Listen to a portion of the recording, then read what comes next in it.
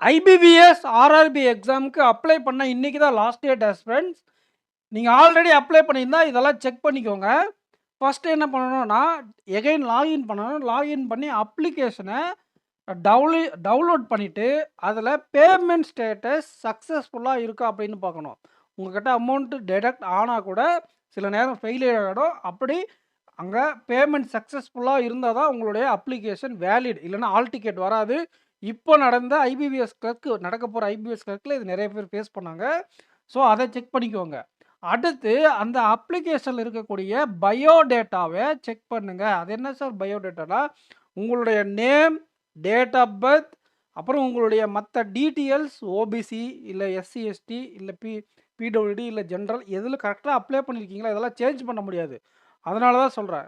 Name எல்லா டேட்டாவும் கரெக்ட்டா இருக்கா அப்படிங்கிறத செக் பண்ணிக்கோங்க. ஏதாவது மேஜர் சேஞ்ச் பண்ண முடியாத மிஸ்டேக்ஸ பண்ணியிருந்தீங்க அப்படின்னா, தயவு செஞ்சு எகைன் அப்ளை பண்ண ஒரு வாய்ப்பு இருக்கு. அப்ளை பண்ணிடுங்க. லாஸ்ட்டா அப்ளை பண்ணக்கூடிய டாக்குமெண்ட் தான், அதாவது லாஸ்ட்டா அப்ளை பண்ணக்கூடிய அப்ளிகேஷன் தான் வேலிட். ஓகேங்களா? அடுத்து ஃபோட்டோவ செக் பண்ணுங்க. ஃபோட்டோ கரெக்ட்டா இருக்கா? சைனு. முக்கியமா சைன்னால நெறைய பேர் ரிஜெக்ட் ஆவாங்க. சைன் கரெக்ட்டா போட்டிருக்கீங்களா? அதில விசிபிளா தெரியுதா? அந்த பிடிஎஃப் டவுன்லோட் பண்ணி பார்க்கும்போது சைன் விசிபிளா இருக்கா? அப்படிங்கிறத பாருங்க. அண்ட் சில பேர் என்ன பண்ணியிருக்காங்கன்னா, ஃபோட்டோ போடுற இடத்துல தம்ப்நெயில் அதாவது சிக்னேச்சர் போடக்கூடிய இடத்துல ஹேண்ட் ரிட்டனையும் அந்த மாரி மாத்தி மாத்தி அப்ளை பண்ணியிருக்கீங்க. எல்லாமே கரெக்ட்டா இருக்கா? அப்படிங்கிற டேட்டாவையும் செக் பண்ணிக்கோங்க. ஓகேங்களா? 4வது விஷயம் என்ன அப்படின்னா, தயவு செஞ்சு இத செக் பண்ணிடுங்க. அசால்ட்டா விடாதீங்க. இத வந்து அ அ நான் தான் வந்துருச்சுல்ல, மெயில் வந்துருச்சுல்ல, எஸ்எம்எஸ் வந்துருச்சுல்ல அப்படின்ட்டு. மெயிலும், எஸ்எம்எஸும் வரலன்னா கூட பரவால்ல ஃப்ரெண்ட்ஸ். உங்களுடைய அப்ளிகேஷன்ல அது பேமெண்ட் சக்சஸ்ஃபுல்லா இருக்கா? அப்படிங்கிறது தான் முக்கியம். பெய்டு அப்படின்னு வந்தா மட்டும் தான் உங்களுடைய அப்ளிகேஷன் வேலிட்.